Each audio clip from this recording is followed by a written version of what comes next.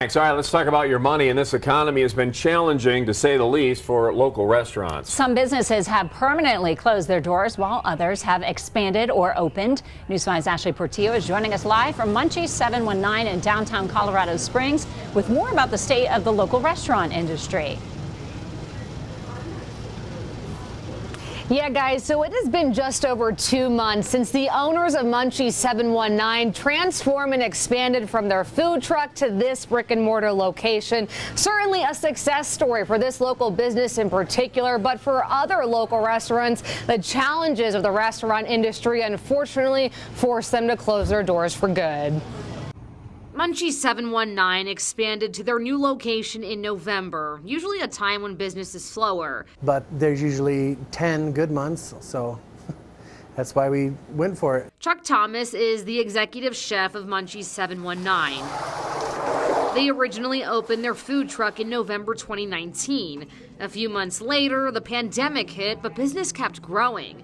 And that's when they opened the brick and mortar location. Opening a business of any kind at any point in time is a leap of faith.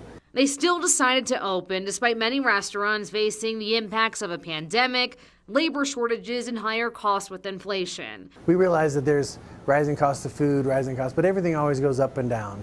However, one local restaurant closed its doors for good last week. It just was more costly to have the business open than to shut it down. Claudette Hutchinson is the former owner of Spice Islands Grill. They were in business for 12 years. With everything else going on, it's not worth it anymore. The why has disappeared. Hutchinson said many factors were part of their decision. The pandemic, burnout, labor shortages, inflation, just to name a few. Definitely the restaurant climate has changed. It's a lot more difficult to manage the day-to-day. In a statement from the Colorado Restaurant Association, Colorado restaurants are still a long way from fully recovering from the pandemic. The association also worries more restaurants will close this year. Seemed like it's worse than during the pandemic. It was just taking a toll on us physically, mentally, and financially. For others, though, it's just the beginning. Business curiosity was piqued, so business is decent, but of course we want to grow.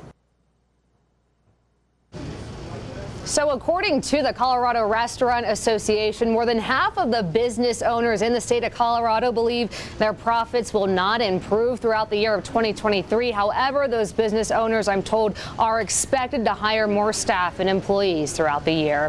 For now, reporting live in Colorado Springs, I'm Ashley Portillo, News 5.